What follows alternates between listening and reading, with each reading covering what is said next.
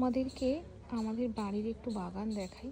আর বাড়ির বাগানটা পুরোটাই কিন্তু আমার বাবা মেনটেন করে এবং কি সুন্দর করে প্রত্যেকটা অপ্রয়োজনীয় জিনিস দিয়ে সমস্ত গাছ লাগিয়েছে। এবং যেমন আমাদের এখানে একটা লেবু গাছ, আর কত লেবু হয়েছে আমি যেমন দেখাই। এই ছোট্ট বাতাবি লেবু গাছটাতে দেখো কতগুলো বাতাবি লেবু হয়েছে, কি সুন্দর। এছাড়াও কিন্তু এখানে অনেক গাছ রয়েছে। তোমাদেরকে বলেছিলাম যে এত লেবু হয়েছে, আর আমি কিন্তু সেই ছোট্টবেলার মতো এত লেবু কিন্তু তুলে ফেলেছি।